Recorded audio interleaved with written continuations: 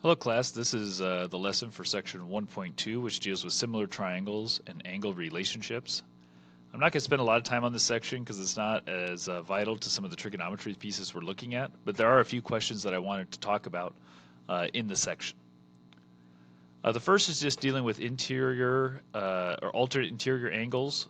So these two pictures here, the top left or inside left and inside right of these two transversals, or two parallel lines off a transversal. Remember, those are alternate interior angles. So from geometry, we learned that those two are the same. So don't add those up and say they're complementary or supplementary. They're set equal to each other. So you just set them equal to each other and solve for the missing variable. Notice here I just left the answers in improper fraction. You may have to find a decimal, you may have to find a mixed number, you may have to find an improper fraction. The question in Math Excel or a homework check would dictate how you're supposed to write that answer. So just keep that in mind as you're looking at those questions.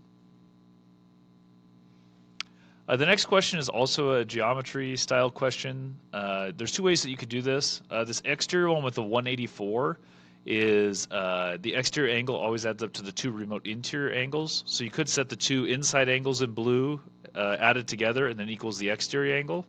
The other option is you could solve for the one that's question mark, which is what your goal is.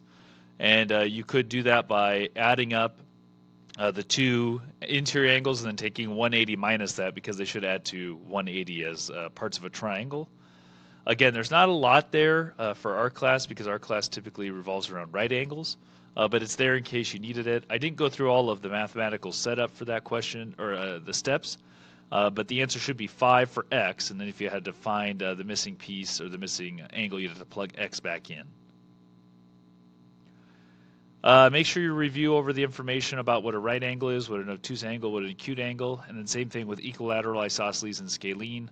I don't feel like I need to tell you those pieces again. You've seen that many years, some of you all the way back to middle school in my class. So I don't think you need to be told kind of what those are again. Just refresh yourself and make sure you understand the relationship between them. Okay, the last thing is about similar triangles. There's lots of ways to solve similar triangles, but honestly, when all else fails, just cross multiply. So you notice solving for A, I use the 4 and 10, they correspond to each other, and then equals A over 18. Just make sure it's like small to big equals small to big in terms of the triangles, or however your relationship is, make sure it's similar every time. The other thing is, if you have to round an answer, let's say A ends up being exactly 7.2 here. But let's say it ends up being an estimated answer. Don't use that estimate. Always go with the given info. So use 4 and 10 again if you can in order to find that answer.